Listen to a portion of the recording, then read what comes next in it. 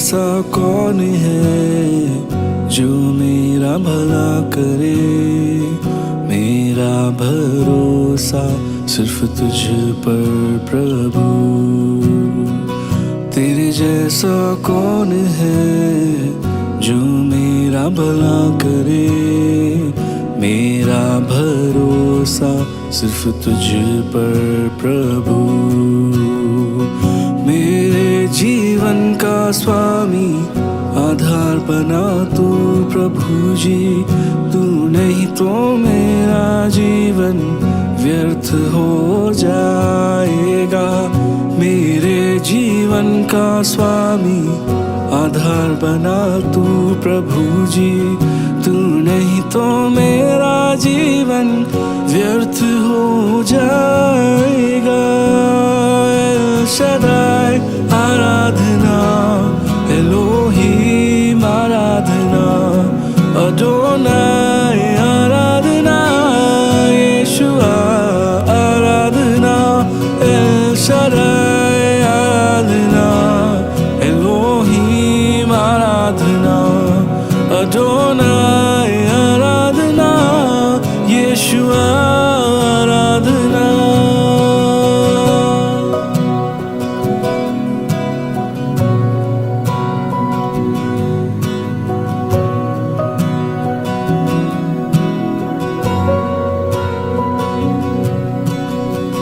बेचैनी में मुझे पाकर आंसू मेरे पोंछे तूने।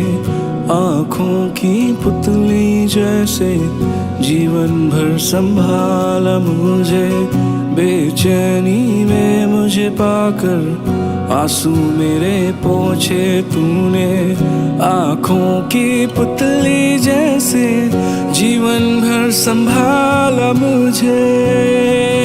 शदाई आराधना, एलोहीम आराधना, अडोनाई आराधना, यीशुआ आराधना, एल शदाई आराधना, एलोहीम आराधना, अडोनाई आराधना, यीशुआ आराधना, एल शदाई आराधना, एलोहीम आराधना, अडोनाई आराधना, यीशुआ।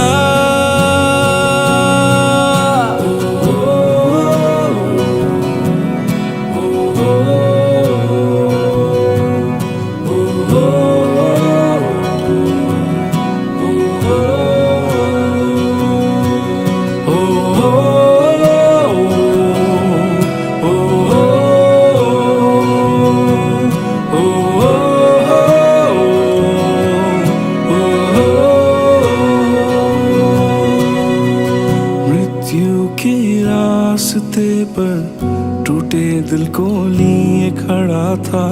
चंगा करने वाला बनकर मुझे नया जीवन दिया। मृत्यु के रास्ते पर टूटे दिल को लिए खड़ा था। चंगा करने वाला बनकर मुझे नया जीवन दिया। एल शदाई आराधना, एलोहीम आराधना, अडोनाई आराधना, यीशुआ आराधना, एल शदाई आराधना, एलोहीम आराधना, अडोनाई आराधना, यीशुआ आराधना, एल शदाई आराधना, एलोहीम आराधना, अडोनाई आराधना, यीशुआ आराधना, एल शदाई आराधना।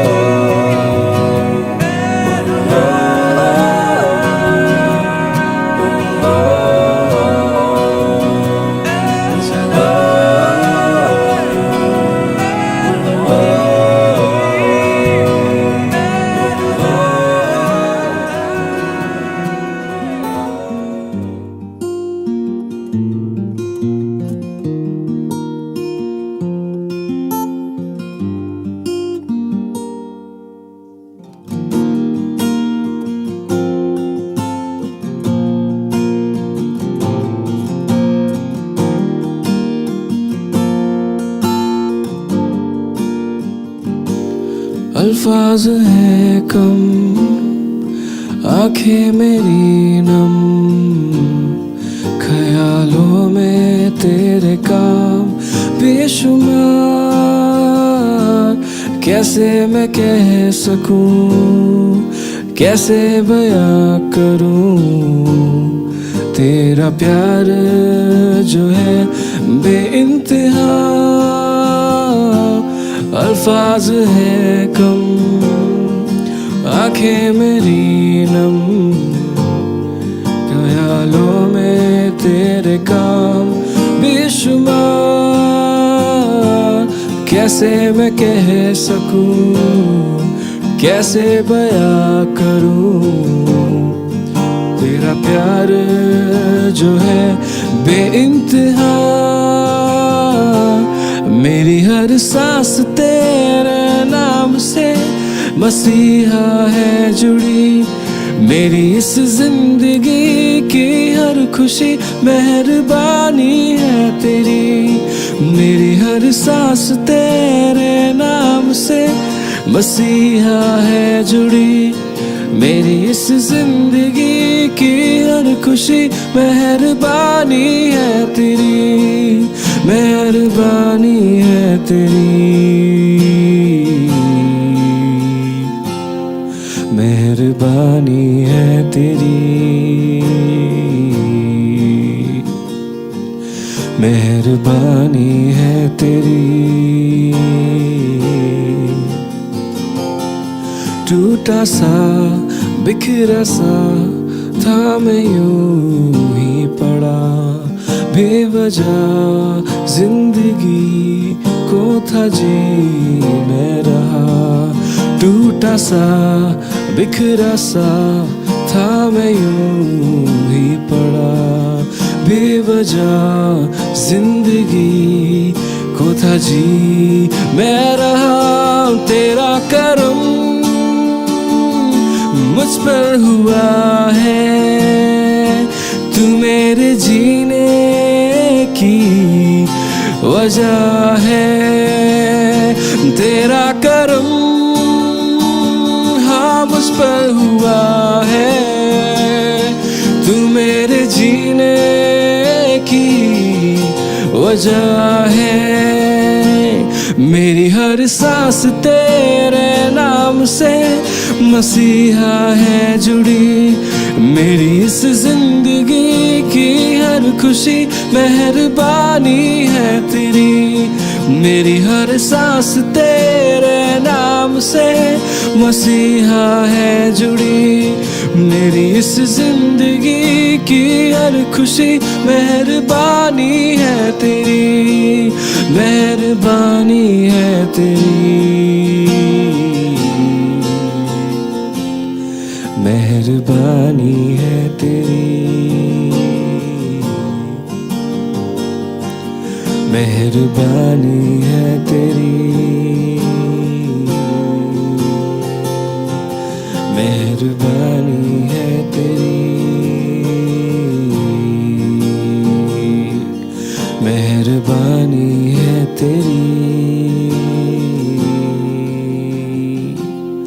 दिल में तू और जुबां पे है तेरा ही नाम, तेरे हाथों में है मेरे जिस्म जान। दिल में तू और जुबां पे है तेरा ही नाम, तेरे हाथों में है मेरे जिस्म जान। रहमत तेरी ना मुझसे जुदा हो, ऐसा फजल हाँ मुझ पर खुदा हो। रहमत तेरी ना मुझसे जुदा हो, ऐसा फजल मुझ पर खुदा हो। मेरी हर सांस तेरे नाम से मसीहा है जुड़ी, मेरी इस जिंदगी की हर खुशी मेहरबानी है तेरी। मेरी हर सांस तेरे नाम से मसीहा है जुड़ी मेरी इस जिंदगी की हर खुशी। मेहरबानी है तेरी, मेहरबानी है तेरी, मेहरबानी है तेरी,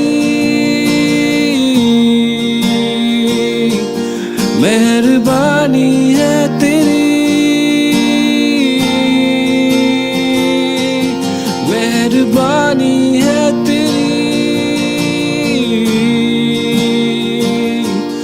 मेहरबानी है तेरी। अल्फाज है कम, आंखें मेरी नम, ख्यालों में तेरे काम बेशुमार।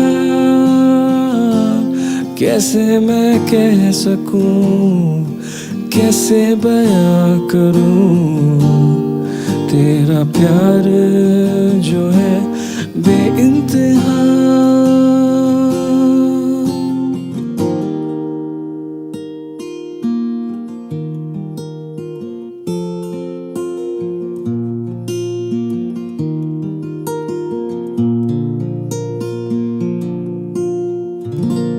Praise the Lord. I want to greet you all in the name of Jesus. मैं आपको यीशु मसीह के नाम से अभिवादन करता हूँ। What a joy it is to study the Word of God. कितनी आनंद की बात है कि हम परमेश्वर का वचन को अध्ययन कर रहे हैं। It is a privilege that we all have a copy of the Bible in our hands. और ये कितना अच्छी बात है कि परमेश्वर का वचन हमारे हाथ में है। I'm very excited every time I open the Bible and read it. और मैं बहुत ही उत्साहित होता हूँ जब भी मैं बाइबल को खोलता हूँ और उसे पढ़ता हूँ। And I feel super honored when I get to teach the Word of God because that's a privilege that God has given me. और ये मेरे लिए बहुत ही आदर की बात है कि मैं परमेश्वर ने मुझे ये अवसर दिया है कि मैं परमेश्वर का वचन को आपके पास ले आ रहा हूँ। Today we are going to get into the epistle of the Colossians. और आज हम कुलोसियों का पुस्तक का अध्ययन करेंगे। We're going to be in chapter 1. और हम अध्याय 1 में हैं। The Lord has put this in our hearts to just share with you all. और परमेश्वर ने हमारे मन में डाला कि इसे हम आपके साथ शेयर करें। This is a book of blessing. और ये पुस्तक है आशीर्वाद का पुस्तक। As we read through, we will learn a lot of things from this letter. और जैसे ही हम इसके आगे आगे पढ़ेंगे हम बहुत सारा कुछ सीखेंगे इस पत्री से। So Colossians chapter 1 verses 1 and 2. कुलुसियों का अध्याय 1 उसमें 1 और दूसरा वचन। पौलुस की ओर से जो परमेश्वर की इच्छा से मसीह यीशु का प्रेरित है और भाई तिमुथियस की ओर से मसीह में उन पवित्र और विश्वासी भाइयों के नाम जो कुलोसों में रहते हैं। हमारे पिता परमेश्वर की ओर से तुम्हें अनुग्रह और शांति प्राप्त होती रहे। Let's pray. हम प्रार्थना करें। Father, we just pray that you feed us your word and break it and direct it to us. Holy Spirit, we ask you to minister to us through your word and build your people and help me to expose the truth of your word and give them insights. Lord, take control over our minds and our hearts and our lips. Use your word. Use me. In Jesus' name we pray. Amen. Amen. Amen. So we can see it was a custom in those days when somebody writes a letter, they will actually put their name in the beginning itself. और पहले अगर आप देखेंगे कि पहले रीति रिवाज ऐसा था कि जब कोई भी कुछ पत्री लिखता है तो सबसे पहले उसका नाम लिखता है। So today we write to address first, but back in the days it's from address first. और यहाँ पे उसने यहाँ पे ऐसा लिखा है कि उनसे आया है।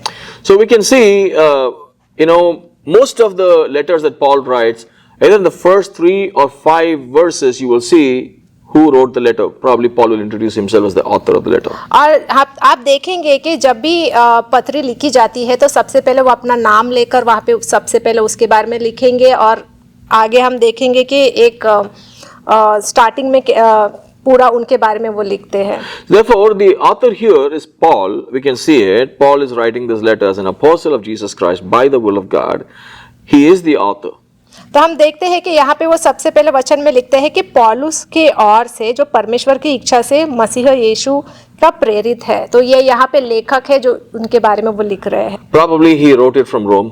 उन्होंने रोम से लिखा।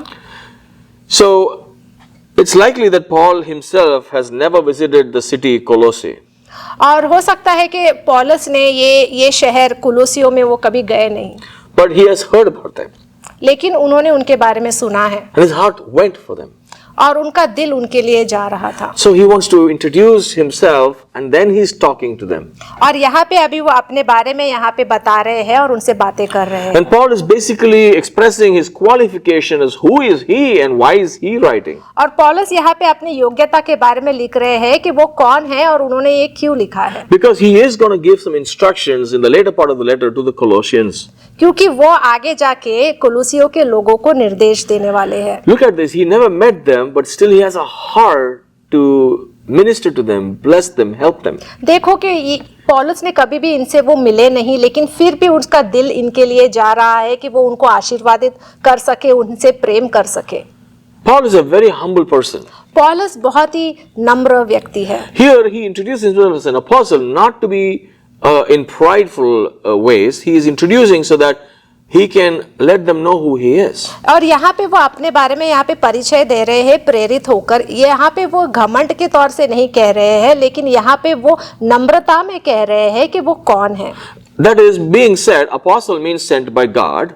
और प्रेरित का मतलब है कि परमेश्वर ने उसे भेजा है। And he says, I'm the apostle of Jesus Christ. और वो कह रहा है कि मैं मसीहा यीशु का प्रेरित हूँ। Meaning Jesus has sent me. इसका मतलब ये है कि यीशु मसीह ने मुझे भेजा है। So by saying he's an apostle, he basically is referring himself to be the spokesperson of God. और जब वो कहता है कि मैं प्रेरित हूँ, तो इसका मतलब ये है कि वो कह रहा है कि वो अधिकृत प्रवक्ता है। He doesn't try to prove that, hey, here I am writing it, just listen to me.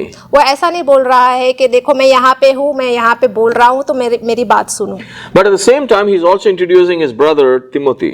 और यहाँ पे उसी के साथ साथ वो अपने भाई तिमोथियुस को भी यहाँ पे वो परिचय दे रहा Timothy है। is not the actual brother of Paul born for the same mother or father. और तिमोथी अगर आप देखेंगे तो वो असल में पौलुस का भाई नहीं है।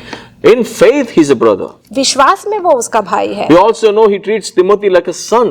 और हम ये भी देखते हैं कि पौलुस तिमोथी को अपने बेटे की तरह वो उसे मानता We है। can see that in other letters. आप उसको दूसरे पत्री में देख सकते हैं। So we can see here he is introducing that he is not alone, he is with another brother who is also part of these agreements, these theologies, these things that he's going to discuss in this letter. और वो यहाँ पे पौलुस कहता है कि मैं यहाँ पे अकेला नहीं हूँ, लेकिन मेरा भाई तिमोथी है जो मुझसे सहमत है और हम दोनों मिलके ये बताना चाहते And हैं। he's writing to the saints and the faithful brethren. और यहाँ पे वो संतों को लिख रहे हैं और विश्वासी भाइयों को लिख रहे When हैं। he says saints, he's basically talking about anybody and everybody who's believed in Jesus and is a Christian. जब वो संत करके बोलते हैं तो इसका मतलब ये है कि वो सबके बारे में बोल रहे हैं जो यीशु के ऊपर विश्वास करते हैं।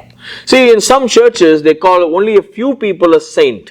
हम देखते हैं कि कुछ कलेशियों में सिर्फ कुछ लोगों को संत करके बुलाया जाता है। But here from this text, we understand everybody who believes in Christ is considered to be a saint. यहाँ से हमें समझ में आता है कि जो कोई भी परमेश्वर यीशु के ऊपर भरोसा रखता है, विश्वास करता है, वो संत है। So sainthood or being called as a saint or represented as a saint is not a special thing. It is a special thing, but it's not just for only specific people in the Christian community. तो संत जो है वो सिर्फ कुछ लोगों के लिए नहीं है, वो जरूर एक विशेष बात है, लेकिन ये कुछ लोगों के लिए नहीं है, लेकिन उन सब के लिए है जो यीशु के ऊपर विश्वास करते So every true believer who's confessed Jesus Christ to be the Lord and Savior is considered a saint. जो भी सच्चे विश्वासी जो यीशु के ऊपर विश्वास करते हैं और बोलते हैं कि वही हमारे उद्धार करता है, वही उन्होंने हमें बचाया है, वो हमें अनंत काल का जीवन देते हैं, उन्हें संत करके बुलाया गया है। If you believe in Christ, you are a saint according to the Bible. अगर आप यीशु के ऊपर विश्वास करते हो तो बाइबल के अनुसार आप भी संत हो। So you can shake hands with each other and say, hello saint. तो आप एक दूसरे के साथ हाथ मिलाकर बोल सकते हो कि अरे संत कैसे हो। But the part saint is also, as you know, is very special.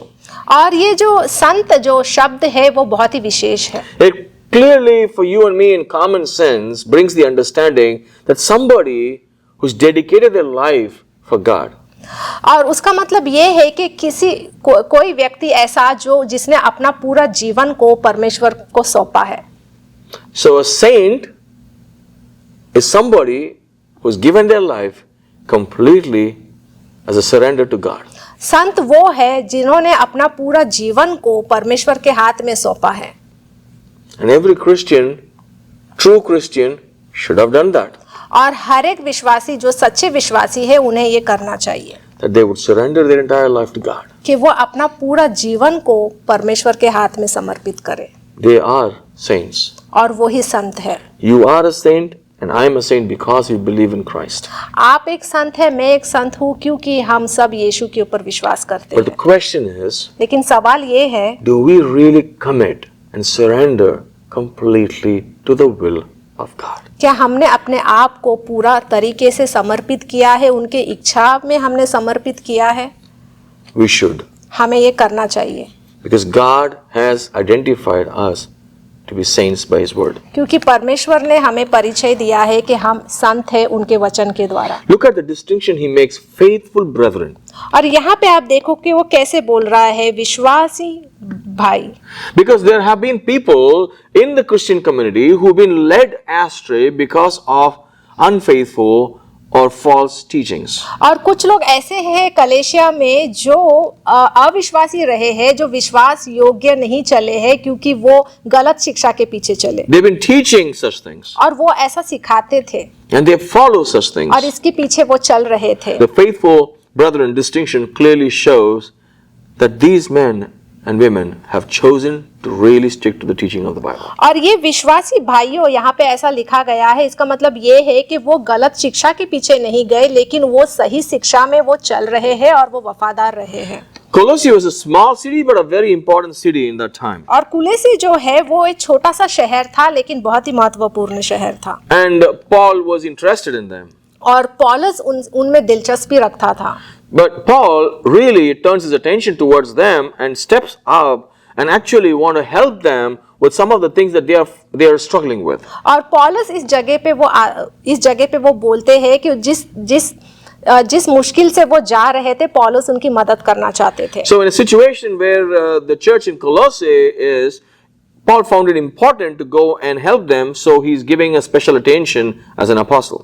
तो पौलुस को हम यहाँ पे देखते हैं कि वो कुलुसे में देख रहे थे कि वहाँ पे उन्हें कुछ मुश्किल हो रही है, तो इसलिए उन्होंने अपना ध्यान वहाँ पे दिया। I want to tell you there is a particular false theology in those days, and even now there are some people who follow that, which is considered or termed as the Colossian heresy.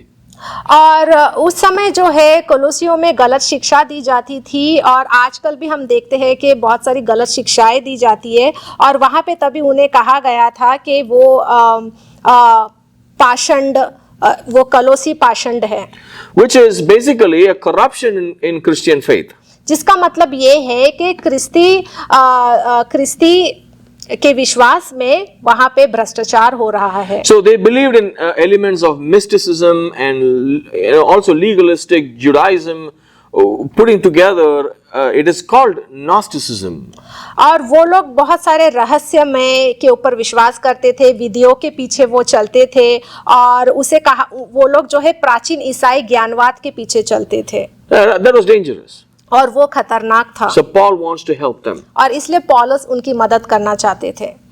Paul wants to deal with it. और पौलुस चाहते थे कि वो इसके ऊपर वो काम करे। So which is not very different. We also hear so many false teachings everywhere even today. और आज भी हम देखते हैं कि बहुत सारे जगह पे गलत शिक्षाएं दी जाती है। It was like, people take some from this religion, some from that religion, some from this tradition, some from that tradition, try to mix it and blend it so they can be looking like they're holy people and they have something special and a new revelation. और उस समय में भी जो है कि वो लोग अलग अलग धर्मों से सारी शिक्षाएं लेते थे, कुछ धर्म से ये शिक्षा, दूसरे धर्म से शिक्षा लेके वो सब एक साथ जोड़ के उसके पीछे वो चला करते थे।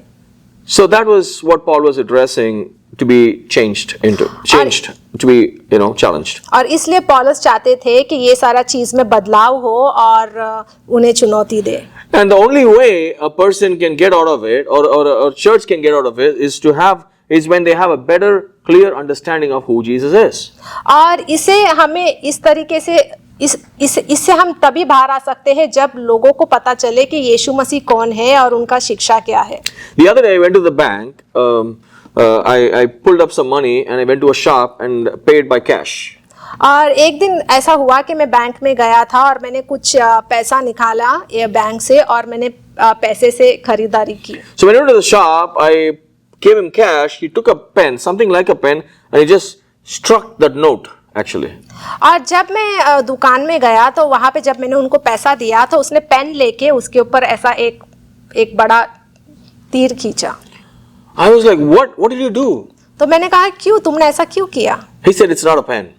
तो उसने कहा कि ये पेन नहीं है। I didn't put a line on that currency. मैंने उसके ऊपर कोई लाइन नहीं खींचा है। So I'm like, okay, what are you doing? तो मैंने कहा तुम क्या कर रहे हो? He said, this is an instrument I can find if this money is counterfeit or real money. तो उसने कहा कि ये पेन जो है जिससे अगर मैंने इसके ऊपर ऐसा निशान लगाया तो मुझे समझ आता है कि ये असली नोट है या नकली नोट है। There have been times in the bank, when a bank employee, when somebody joins to be a bank employee, they have been trained how to identify the right or the proper currency. No. अगर आप bank में काम करते हो या कोई नया काम वहाँ पे उसको लगता है तो सबसे पहले उन्हें सिखाया जाता है कि नोट को कैसे देखना है, क्या वो असली नोट को कैसे देखना है और नकली नोट को कैसे देखना है। They're not trained to see counterfeit. They're only trained to know very well the proper currency. उनको बस यही सिखाया जाता है कि एक असली नोट क्या होता है। Because if you know the true currency, the true note, a 100-rupee bill or a dollar bill, you will know for sure what it is consisting of. अगर आपके पास एक नोट दिया जाता है तो उसको देखकर ही आपको समझ आता है कि ये असली नोट है और इसमें क्या-क्या होना चाहिए असली नोट होने के लिए। So when you see the duplicate, you will really understand what's missing and you will avoid it. जब भी आप डुप्लीकेट या नकली नोट को देखते हो तो आपको समझ में आएगा कि अरे इसमें ये चीज नहीं है, इसका मतलब ये है कि ये नकली है। So a better understanding of Jesus will help you to negate the false ideas about God and Jesus and false teachings. तो इसलिए जब आप यीशु को अच्छी तरीके से जानते हो तो उनके बारे में आप समझ सकते हो, तो तभी आपको समझ आएगा कि क्या सही है क्या गलत है। However it is packed, however beautiful it is presented. कितना ही अच्छी तरीके से आपके सामने उसे लाया गया हो। So Colossae is a city that is not even mentioned anywhere in the book of Acts where Paul went.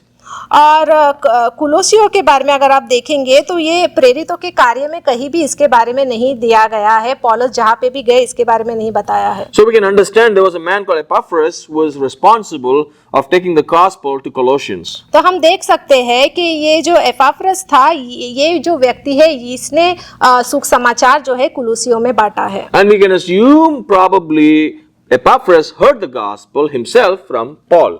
और हमें ये समझ आता है कि एपाफ्रस जो है उसने पॉल से शिक्षा ली। So the heart Paul had towards Colossae is like a father for his children.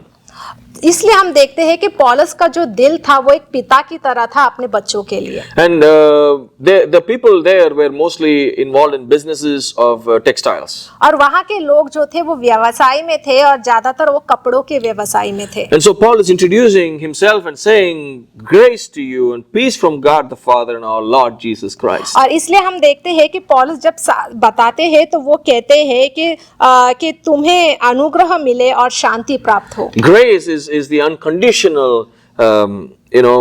things that God gives us which we do not deserve. और अनुग्रह ऐसा है जो जिसके हम लायक नहीं है लेकिन परमेश्वर वो हमें देते हैं। And peace from God happens only because of Jesus Christ and His sacrifice, not because of our own works. और शांति जो है हमें मिलती है सिर्फ और सिर्फ यीशु मसीह के द्वारा, उनके बलिदान के द्वारा। This letter is full of love. और ये पत्री में हम देखते हैं कि इसमें पूरा प्रेम पत्री है। This letter is full of care. और इसमें हम देखते हैं कि वो कितना ख्याल रखते हैं। This letter is showing Paul's heart to us. और इस पत्री से हमें समझ आता है कि पौलुस का दिल कैसा है। And that's how we should be too. और ऐसा ही हमारा दिल होना We चाहिए। should have a heart for brothers and sisters of other churches too. और हमारा भी दिल ऐसा होना चाहिए कि दूसरे कलेशिया के लोगों के लिए हमारा दिल जाना। We should love their success. उनकी सफलता से हमें प्रेम होना We चाहिए। should rejoice for the good things that happen in other churches. जो कुछ भी अच्छा उनके जीवन में होता है उससे हम भी खुश होना We चाहिए। should not hate our brothers and sisters in competition who goes to other churches. और हमें हमारे भाइयों बहनों जो दूसरे कलेशिया में जाते हैं उनके साथ हमें कंपटीशन में नहीं रखना है कि अरे वो वहां पे जा रहे हैं, या उनसे नफरत नहीं करनी If you come to know a brother or sister who's going to another church who's struggling with things, you be there to help them. अगर आपका कोई भाई बहन जो दूसरे कलेसिया में जाते हैं जिनको मुश्किल हो रही है तो आप जाके उनकी मदद करो। Don't say like, oh, I'm not going to be with them because, they go to a different church, they are different people. Leave आप them ऐसा alone. नहीं बोलो कि अरे नहीं मुझे जाके उनकी मदद नहीं करना है क्योंकि वो तो दूसरे कलेसिया में जाते हैं तो मुझे क्या लेना देना है। We as Christians need to learn to meet the needs of our brothers and sisters. एक क्रिस्ती होने के नाते हमें यही देखना है कि कैसे हम एक दूसरे की मदद करें। In this world we go to many churches, but when we go to heaven, we're going to sit in front of Jesus all together. इस दुनिया में शायद हम दूसरे कलेसिया में जा रहे हैं लेकिन जब हम स्वर्ग में जाएंगे तो हम एक साथ बैठकर यीशु के साथ रहेंगे। Now see, he's bringing this point for a reason. आप देख सकते हैं कि यहाँ पे वो एक बिंदु लेके आ रहे हैं किसी कारण के। And me too, I'm doing the same thing. और मैं भी वही कर रहा हूँ। Verse 3. वचन 3, हम तुम्हारे लिए नित्य प्रार्थना करके अपने प्रभु यीशु मसीह के पिता अर्थात परमेश्वर का धन्यवाद करते हैं।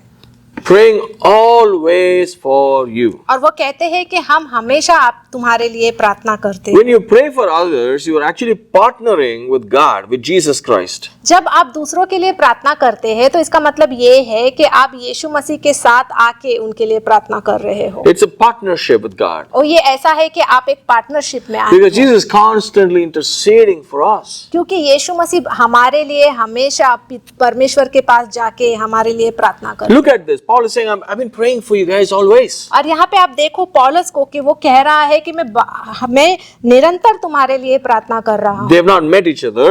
वो एक दूसरे से कभी पहले मिले He's नहीं। never been to the church. वो उनके कलेसिया में नहीं गए। He's heard about them. उनके बारे में वो सुने हैं But he's got them in his prayer list. लेकिन फिर भी वो उनके लिए प्रार्थना कर रहे He हैं। prayed for them not only often but always.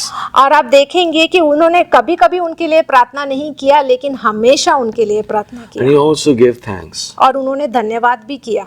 Paul thanked God for the people in Colossae in the church. और पौलुस ने धन्यवाद किया कोलोसी के लोगों को। He was so grateful. और वो क्योंकि वो बहुत ही उसका मन धन्यवाद में था। Are you grateful for other churches in your neighborhood? क्या आपके पड़ोस में जितने कलेसिया है क्या आप उनको धन्यवाद करते हो? When you see somebody, they go to a different church. Leave, let's go. अगर आप किसी और को देखते हो तो बोलते अरे वो तो हमारे कलेसिया का नहीं है दूसरे कलेसिया का है उनको छोड़ दो। I first even thought like that when I was, a new believer. मैं भी पहले ऐसा सोचता था जब मैं एक नया विश्वासी था My church is the best church. कि मेरा कलेसिया सबसे महान कलेसिया है। All those churches, no. वो सारा कलेसिया इतना अच्छा नहीं है। No. नहीं, Jesus died for all of us, brother, sister. भाइयों बहनों यीशु मसीह हम सबके लिए मरे। They are as precious as you are to God. वो लोग भी उतने ही मूल्यवान हैं जितने आप मूल्यवान हैं परमेश्वर के लिए। So there is a reason for us to thank for them. तो इसलिए एक कारण बनता है कि हमें उनके लिए भी धन्यवाद करना है। Verse 4 to 8. वचन 4 से 8, क्योंकि हमने सुना है कि मसीह यीशु पर तुम्हारा विश्वास है और सब पवित्र लोगों से तुम प्रेम रखते हो, उस आशा की हुई वस्तु के कारण जो तुम्हारे लिए स्वर्ग में रखी हुई है, जिसका वर्णन तुम उस सुख समाचार के सत्य वचन में सुन चुके हो। So Paul was so thankful because they had the faith in Jesus Christ. और पौलुस उनका धन्यवाद इसलिए कर रहा था क्योंकि उनका विश्वास था यीशु मसीह के ऊपर। Not only they had faith genuinely in Jesus, they also had love for others. और यही नहीं कि उनके अंदर विश्वास था लेकिन उनके अंदर दूसरों के लिए प्रेम था। Do you have faith in Jesus? क्या आपके अंदर विश्वास है यीशु के लिए? Great, if you have. अच्छी बात है कि आप एक विश्वासी हो। A genuine faith will lead you to love others and serve others. अगर आपके अंदर विश्वास है यीशु मसीह में तो इसका मतलब ये है कि आपके अंदर वो प्रेम भी रहेगा कि आप दूसरों की मदद करेंगे, दूसरों से प्रेम करेंगे। You'll be a friend of the people of God. तो आप जितने भी परमेश्वर के लोग हैं उनके साथ आप दोस्त बने रहेंगे। I have traveled to so many countries. मैं बहुत सारे दुनिया में गया हूँ। Sometimes we are traveling and we are in different countries where very few Christians are there. और ऐसे भी देश में गया हूँ जहाँ पे बहुत कम क्रिस्ती लोग हैं। And you're just in a shop drinking water, buying something, or you're talking to somebody, reading a book, and that's when you get to see somebody having a Bible or having a T-shirt which says "Praise the Lord," and you want to talk to them immediately, don't you? और जब आप कोई दुकान में जाते हो और वहाँ पे आप देखते हो कि एक व्यक्ति है जिसके हाथ में बाइबल है या उसने टी शर्ट पहना है जिसमें उसने परमेश्वर का वचन लिखा हुआ है, तो उसको देख के आपका भी मन उछलता है बात करने के लिए। Why? क्यों? We have that same hope because of Jesus Christ. क्योंकि हमारे अंदर वही आशा है, वो सिर्फ यीशु मसीह के We are so द्वारा। thankful for the destiny, thankful for all that Jesus has for us and given us. और हम बहुत धन्यवाद करते हैं यीशु का, क्योंकि उन्होंने हमें कितना कुछ दिया है। Because what they have as faith is what I have as faith. क्योंकि उनके अंदर जो विश्वास है वही विश्वास मेरे अंदर I है। have the same hope like they have. जैसे आशा उनके अंदर है वही आशा मेरे अंदर They है। are loved by God like I am loved by God. और उनसे भी परमेश्वर प्रेम करते हैं और मुझसे भी परमेश्वर प्रेम करते So हैं, I should have the love for them. और इसीलिए मुझे भी उनके लिए प्रेम होना चाहिए, Our hearts beat for them, right? क्योंकि हमारा दिल उनके लिए धड़कता है ना।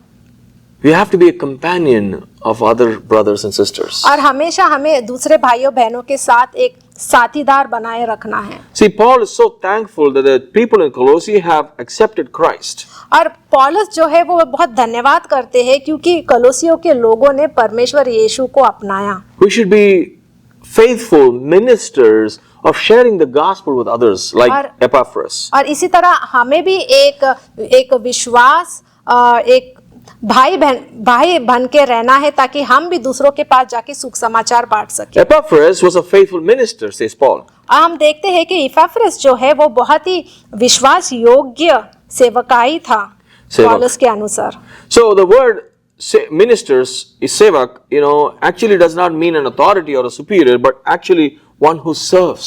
और सेवक का मतलब ये नहीं है कि मिनिस्टर, या सेवक का मतलब ये नहीं है कि वो कोई ऊपरी अधिकार में है, या लेकिन उसका मतलब ये है कि वो सेवा कर रहा है। So many of us sit and hear and learn and want to be Christians. We want to be leaders in the church. Inside the church, we want to really grow in the church, become a pastor, worship leader. We just try to live like a fish in a pond. और बहुत बार ऐसा होता है कि हम कलेशिया के अंदर रहते हैं तो हमें अगुवाई बनना होता है, या पासवान बनना होता है, या वर्शिप लीडर बनना होता है। हमें वो स्थान में रहना बहुत अच्छा लगता है। We don't look outside of the church to see how we can take the love of Jesus Christ. लेकिन So हम often. चर्च के कलेशिया के बाहर नहीं जाते, और कलेशिया के बाहर वो यीशु मसीह का प्रेम बाहर बांटना नहीं चाहते। We're like, hello, how are you? And then we get out to our houses so we can have our own food or TV or our Bibles and prayers, बस हम बाहर जाके किसी से मिलते हैं, बोलते हैं हाँ तुम कैसे कर रहे हो, अच्छा कर रहे हो, ठीक है। वहां से हम निकल जाते हैं घर में, और घर में जो भी है हम टीवी देखते हैं, या हम साथ में मिलके प्रार्थना करते हैं। Our colleagues, when we travel with them, we have nothing to talk about Jesus, nothing to do with Jesus, but we are just there to work and get out.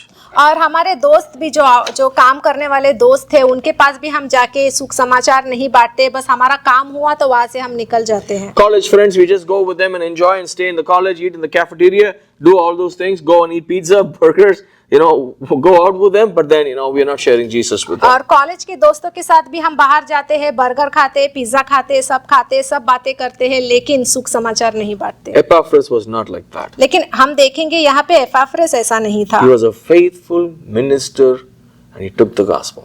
और वो बहुत ही विश्वास योग्य सेवक था, और उसने सुख समाचार को बांटा। We need to be serving the gospel to everyone. तो इसी तरह हमें भी परमेश्वर का सुख समाचार को बांटना है और सबकी सेवकाई करना है। And look at this, the gospel is bringing fruit all around the world. आप देख सकते हैं कि सुख समाचार जो है वो फल लेके आ रहा है पूरे दुनिया में। I have always seen the fruits in some countries are not available in other countries. मैंने हमेशा देखा है कि जो फल होते हैं ना, एक देश में मिलता है तो दूसरे देश में वो नहीं मिलता। I was in this country called Slovenia once upon a time. मैं एक देश में था जिसका नाम है Slovenia. Me and my wife would go for a walk. मैं और मेरी बीवी हम लोग बाहर जाते थे वॉक के लिए। And in the road, in the divider, they'll have a lot of trees. और वहाँ पे रोड में जो है बहुत सारे पेड़ होते थे। And the divider is little broader, so we could walk. और वो जो रास्ता था वो बहुत ही चौड़ा में था, और वहां से हम चल के जाते थे। And no traffic.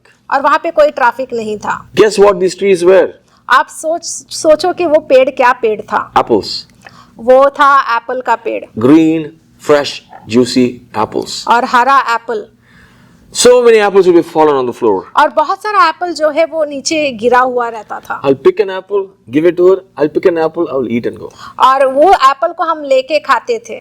Some countries, some places have gone into the forest. There are berries, so many beautiful berries. और कुछ जंगलों में हम गए, और उस जंगलों में हम बहुत सारे बेरीज वहां पे मिलते थे। We take the berries and eat. वो बेरीज को लेके हम खाते थे। So many diversities. और बहुत सारा अलग अलग चीज हमने देखा। But this fruit will not be available in that country, and that fruit is not available in this country. तो हम देखते हैं कि ये फल उस देश में नहीं मिलेगा और वो फल उस देश में नहीं मिलेगा। We may try to sometimes people sneak in some seeds and put it in their own country in their backyard, it doesn't grow. और बहुत से लोग ऐसे भी होते हैं जो दूसरे देश से जो है बीज लेके आते हैं और इस देश में वो उगाने की कोशिश करते हैं, लेकिन वो उगता नहीं है। They take seeds from Kashmir and drop it in Chennai or Tamil Nadu. It doesn't work like that. जैसे कि कोई लोग कश्मीर से बीज लेके आते हैं और चेन्नई में उसे उगाने की कोशिश करते हैं, लेकिन वो उगता नहीं है। And some people take the mangoes from here and go to Kashmir and put it there. It doesn't grow like that. और यहाँ से लोग जो है आम का जो बीज है वो लेके जाते हैं और कश्मीर में डालने की कोशिश करते हैं, वो नहीं उगता। But the gospel bears fruit everywhere, all around the world. लेकिन सुख समाचार जो है पूरे दुनिया में सब जगह पे वो फल देता है। Look at this. ये आप देखें, Everywhere. हर जगह The gospel is the powerful seed that bears fruit in every nation. और सुख समाचार एक सामर्थ्यशाली बीज है जो पूरे दुनिया में फल देता है। You have the gospel. आपके पास वो सुसमाचार You are the gospel messenger. और आप वो व्यक्ति हो। All you have to say is Jesus loves you. आपको बस एक ही बात बोलना है, वो है यीशु आपसे प्रेम करते Do हैं। you know something? आपको मालूम है Jesus loves you. कि परमेश्वर आपसे यीशु आपसे प्रेम करते हैं। Do you know something? क्या आपको मालूम है? Do you know someone? क्या आपको मालूम है? Do you know about Jesus? क्या आपको यीशु के बारे में मालूम है? Can I pray for you? क्या मैं तुम्हारे लिए प्रार्थना कर सकता हूँ? How are you? तुम कैसे हो? They will ask you, how are you? वो भी आपसे पूछेंगे आप कैसे हो। I'm doing good because of Jesus. तो आप उन्हें उत्तर दे सकते हो कि हाँ मैं अच्छा कर रहा हूँ सिर्फ यीशु के कारण। I'm doing good, you know. हाँ मैं अच्छा कर रहा In हूँ, fact, I'm feeling special. मुझे ऐसा लग रहा है कि मैं बहुत विशेष हूँ। They'll ask, oh, really? What? Is it a special day? ओ क्यों, ऐसा आपको क्यों लग रहा है? क्यों आज विशेष का दिन है? Yes, every day is a special day. हाँ मेरे लिए हर दिन विशेष है। And they'll say, maybe if it is like that for me, it is good. तो आप वो भी बोलेंगे कि शायद मेरे लिए भी रोज विशेष हो तो अच्छा होगा। It can. हाँ हो सकता है आपके लिए My wishes. day is special because of Jesus. मेरा दिन जो विशेष है सिर्फ यीशु के कारण। You can also accept Jesus. आप भी यीशु को ग्रहण कर सकते हो। You be a vessel of the gospel. आप एक सुख समाचार बांटने का बर्तन बन सकते हो And you will bring the joy into the world. और आप इस दुनिया में आनंद ले आ सकते हो। Verses 9 to 11. वचन 9 से 11। इसीलिए जिस दिन से यह सुना है हम भी तुम्हारे लिए यह प्रार्थना और विनती करना नहीं छोड़ते कि तुम सारे आत्मिक ज्ञान और समझ सहित परमेश्वर की इच्छा की पहचान में परिपूर्ण हो जाओ। Paul is praying that the people in Colossae in the church gain the understanding and the knowledge of God's will. और पौलुस यहाँ पे यही प्रार्थना कर रहे हैं कि कलोसियों के लोग जो है वो ज्ञान और बुद्धि में बढ़े और परमेश्वर की इच्छा में बढ़े। And they would have more understanding about the spiritual things. ताकि उन्हें और ज्यादा समझ आ सके आध्यात्मिक के बारे में। They will know God and they will understand God so they can worship God and serve God and His people well. ताकि वो परमेश्वर को जान सके, उन्हें समझ सके, ताकि वो लोगों की सेवकाई कर सके, उनसे प्रेम कर सके। Remember one thing, brothers and sisters. भाइयों बहनों ये याद रखो, Knowing Jesus is having eternal life. यीशु मसीह को जानने से आपको अनंत काल का जीवन मिलता है। It is necessary for us to know God. और इसलिए बस जरूरी है कि हमें परमेश्वर को जानना है। Our God wants you to know Him. हमारे परमेश्वर चाहते हैं कि आप उन्हें जाने। God wants to be known to all people. परमेश्वर चाहते हैं कि सब लोग उन्हें जाने। It's a desire that He has, that He wants to share with every one of them, that He loves them. और ये इच्छा वो रखते हैं और वो सबके साथ वो शेयर करना चाहते हैं, वो सबसे प्रेम करते हैं। Because everywhere people are longing for love. क्योंकि सब जगह पे हम देखते हैं कि लोगों को प्रेम की तलाश में है वो। God is love. परमेश्वर प्रेम है। Share God and they will receive love. आप परमेश्वर को शेयर करो और आपको प्रेम मिलेगा। So knowing God is our biggest responsibility. इसलिए परमेश्वर को जानना ये सबसे बड़ी जिम्मेदारी I would say है। knowing God is our first responsibility. मैं यही कहूँगा कि परमेश्वर को जानना हमारा सबसे पहला जिम्मेदारी है। And sharing God, the gospel, is the biggest responsibility after that. और उसके बाद परमेश्वर के बारे में बताना और सुख समाचार बांटना ये दूसरी जिम्मेदारी है। See, as a believer, you have to pray for knowledge, for understanding, for wisdom. और एक विश्वासी होने के नाते हमें हमेशा प्रार्थना करना चाहिए ज्ञान के लिए, बुद्धि के लिए, समझ के लिए। Look at this. He's saying, I'm praying for you all always, but he's telling what is he praying for them. और यहाँ पे आप देखो कि पौलुस कह रहा है कि मैं तुम्हारे लिए हमेशा प्रार्थना करता हूँ, और वो बोल भी रहा है वो किस लिए प्रार्थना कर रहा I'm है। praying that you be filled with the knowledge of God's will, वो कह रहा है कि मैं प्रार्थना कर रहा हूँ कि तुम परमेश्वर के ज्ञान में बढ़ो, that you will have a real understanding of God and His Spirit, ताकि तुम्हें परमेश्वर के बारे में समझ आ सके, उनके आत्मा के बारे में समझ आ सके, so that you will be strengthened with all might, ताकि तुम्हें और ज्यादा सामर्थ मिल सके, according to His glorious power, और वो परमेश्वर के महिमा के अनुसार, उनके सामर्थ के अनुसार। because it will be hard for you to live in this world, क्योंकि तुम्हारे लिए बहुत मुश्किल है इस दुनिया में and रहना, you need patience, क्योंकि तुम्हारे अंदर धीरज होना चाहिए, and you need long suffering, और तुम्हें सहनभूति होना चाहिए, and you will need joy, और तुम्हें आनंद चाहिए, because everything will make you sad. क्योंकि सब कुछ इस दुनिया में तुम्हें उदास कर देगा। That's what he's praying for. और इसलिए वो प्रार्थना कर रहे हैं। And he is also praying that you may walk worthy of the Lord, fully pleasing Him. और यहाँ पे वो कह रहे हैं कि ताकि तुम्हारा चाल चलन प्रभु के योग्य हो, Right? That you may be worthy, that you may walk worthy of the Lord, fully pleasing Him. और वो कह रहे हैं कि तुम्हारा चाल चलन प्रभु में योग्य हो। Have you ever prayed for others like this? क्या आपने दूसरों के लिए ऐसा प्रार्थना किया है? We don't even pray for ourselves like this. हम कभी हमारे लिए भी ऐसा प्रार्थना नहीं करते। Lord, I want to walk worthy of you and be pleasing to you. हे परमेश्वर, मुझे योग्य बनना है और मुझे तुझे प्रसन्न करना है। Look at this, he's praying that they be fully pleasing God. और वो देखो कि यहाँ पे वो कह रहे हैं कि सब प्रकार से वो प्रसन्न हो। His desire is that every one of us live accordingly every one of us live with a knowledge of God, with a desire to please God. और वो यही चाहते हैं कि सब लोग परमेश्वर के ज्ञान में बढ़े, और उनका इच्छा यही हो कि वो परमेश्वर को प्रसन्न करें। If you're not praying for this, please start from this day. अगर आप इसके लिए प्रार्थना नहीं कर रहे हैं तो अभी से आप शुरुआत करें प्रार्थना करने। Lord, teach me. परमेश्वर मुझे सिखाओ, Teach me to please our Father. परमेश्वर मुझे सिखाओ कि मैं अपने पिता परमेश्वर को प्रसन्न कर सकूं। Holy Spirit, teach me to walk worthy of the Lord. हे पवित्र आत्मा, मुझे सिखा कि मैं परमेश्वर के योग्य बनूं। All through the New Testament, this is being taught. और पूरे नए नियम में आप देखेंगे कि यही सिखाया गया है। You cannot walk in the Lord without the knowledge of God, without understanding of the Word of God. आप परमेश्वर में नहीं चल सकते अगर आपके अंदर वो ज्ञान और वो समझ नहीं है। Look at this, he's praying for so many things that they succeed in their spiritual life. और आप देखो कि पौलुस यहाँ पे कैसा उनके लिए प्रार्थना कर रहे हैं ताकि वो अपने आध्यात्मिक जीवन में सफल पा सके। He's saying you should be fruitful in every good work. और वो कह रहे हैं कि तुम्हें सारे कामों में फलदायक बनना है। How many of us pray like this for others? कितने लोग ऐसा दूसरों के लिए प्रार्थना करते हैं? You need to pray for this. और हमें इसके लिए प्रार्थना करना We should चाहिए। pray for others. दूसरों के लिए प्रार्थना करना We should चाहिए pray that brothers, sisters that I have, they should increase in your knowledge, Lord. कि हमें प्रार्थना करना है कि हे परमेश्वर, आप मेरे भाइयों बहनों को तू अपने ज्ञान में बढ़ा। Lord, help me to fully please you. मेरी मदद करके मैं तुझे प्रसन्न कर सकूं। Lord, I pray for my brother who sat in the church today. I pray that you help him to fully please you. परमेश्वर, मैं प्रार्थना करता हूँ कि जो मेरा भाई है जो आज कलेशिया में आया है, उसकी मदद करके वो तुझे प्रसन्न कर सके। Pleasing God in everything that we do. और हर कामों में जो भी हम काम करते हैं उसमें परमेश्वर को प्रसन्न करना है। Fruitful in every good work.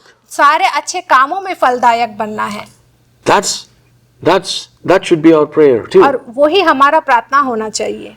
We have lost the art of praying for others. और हम ये भूल गए हैं कि दूसरों के लिए कैसा प्रार्थना We करनी have lost the desire to pray, many of us. और हमारे अंदर वो इच्छा ही नहीं रहा है कि हम दूसरों के लिए It's a प्रार्थना कर great सकें। privilege that we can speak and talk to God. ये बहुत ही बड़ी बात है कि हमें परमेश्वर ने वो मौका दिया है कि हम परमेश्वर से बात कर सकते हैं और प्रार्थना कर सकते We हैं। don't serve an animal.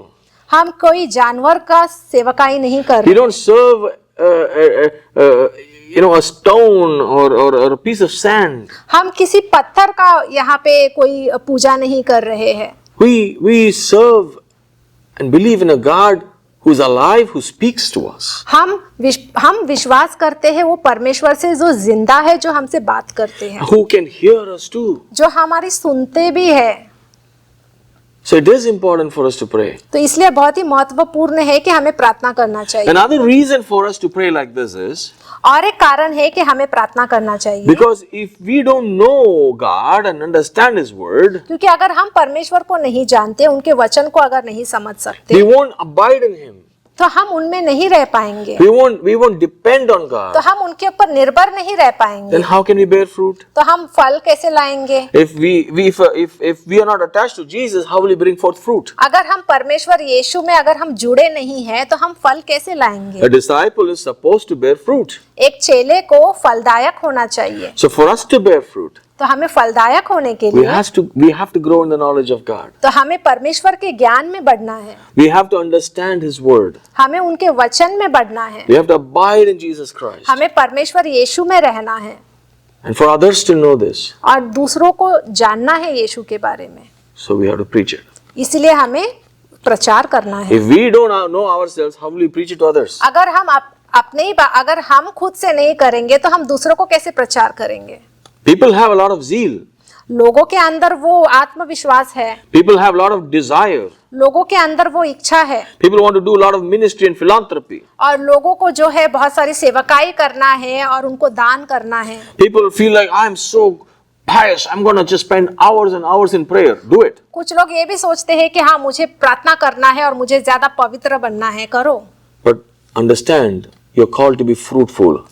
लेकिन आप समझो कि आपको फलदायक होने के लिए बुलाया गया In है, every good work, और सारे अच्छे कामों में, so that you'll be strengthened in the Lord. ताकि आप परमेश्वर में और ज्यादा आपको ताकत मिल सके, Also, you'll have patience and long suffering. ताकि आपके अंदर वो धीरज और सहानुभूति हो। Pray for patience and long suffering. We all need that. हमें यही प्रार्थना करना है कि हमारे अंदर वो धीरज और सहानुभूति हो। Verses 12 to 14. वचन 12 से 14। और पिता का धन्यवाद करते रहो, जिसने हमें इस योग्य बनाया कि ज्योति में पवित्र लोगों के साथ मिरास में सहभागी हो। उसी ने हमें अंधकार के वश से छुड़ाकर अपने प्रिय पुत्र के राज्य में प्रवेश कराया, जिसमें हमें छुटकारा अर्थात पापों की क्षमा प्राप्त होती है। Amen.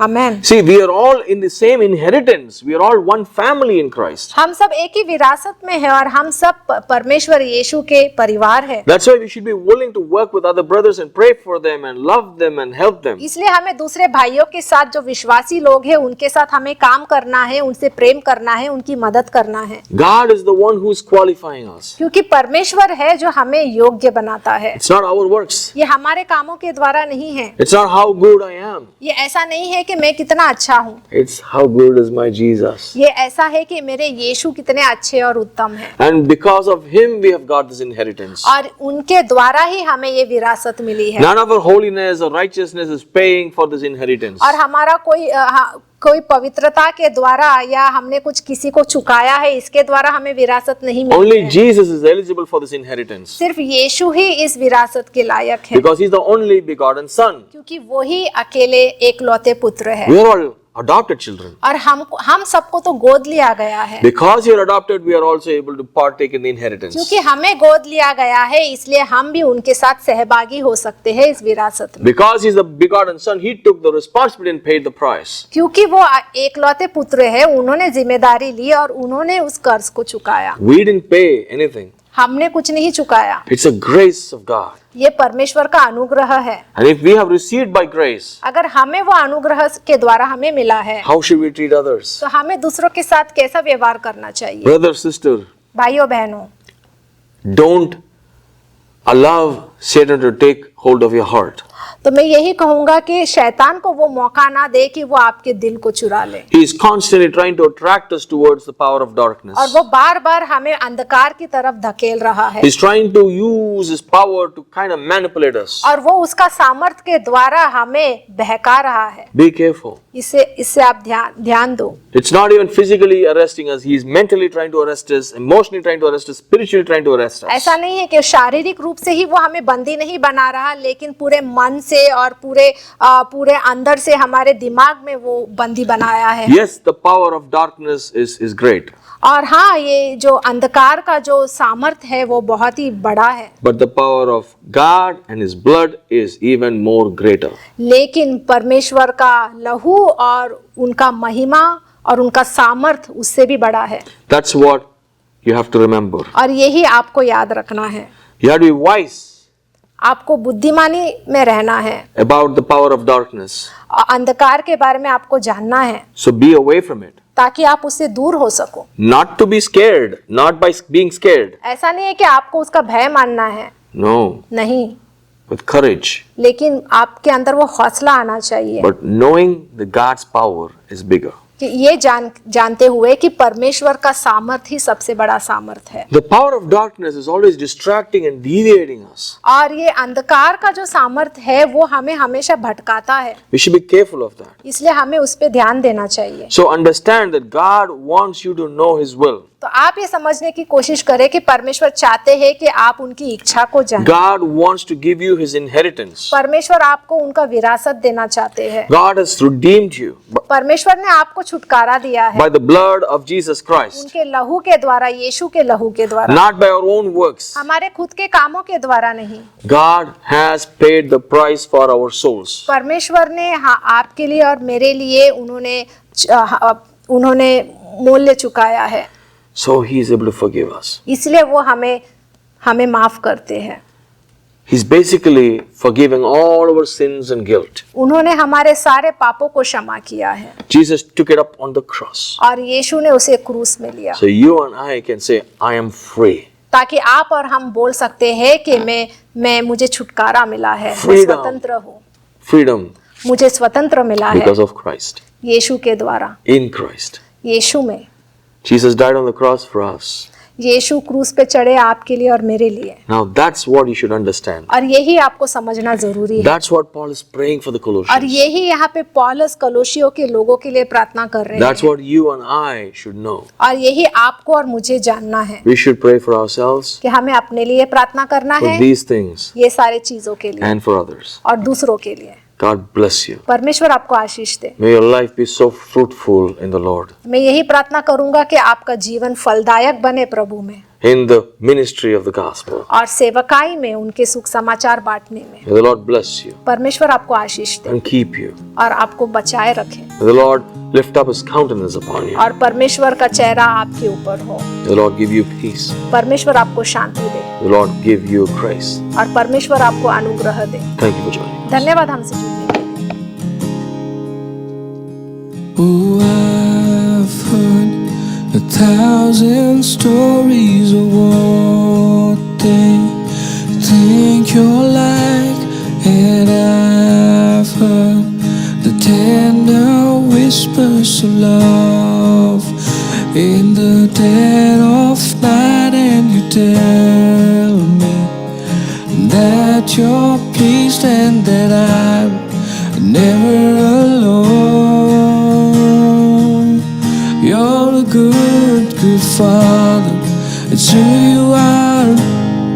It's who you are. It's who you are, and I'm loved by you. It's who I am. It's who I am. It's who I am.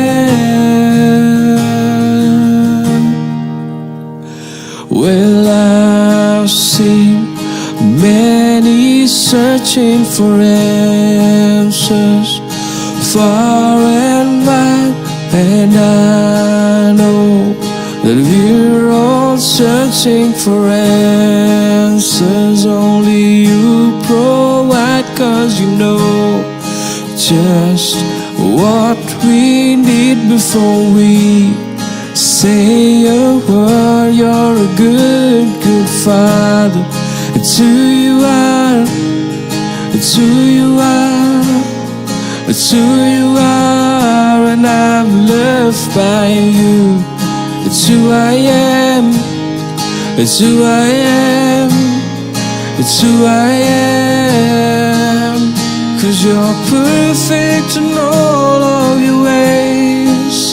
'cause you're perfect in all of your ways. You are perfect in all of your ways to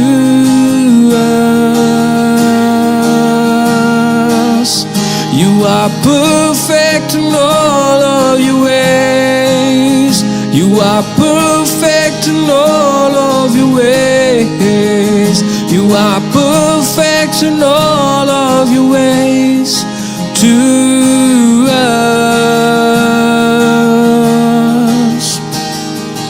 Love so undeniable, I can hardly speak, and peace so unexplainable, I can hardly think as you call me. Deeper still as you call me. Deeper still as you call me. Deeper still into love. Love, love, you're a good, good Father. It's who you are. It's who you are. It's who you are, and I'm loved by you. It's who I am. It's who I am. It's who I am. You're a good, good Father. It's who you are. It's who you are. It's who you are, and I'm loved by you. It's who I am. It's who I am.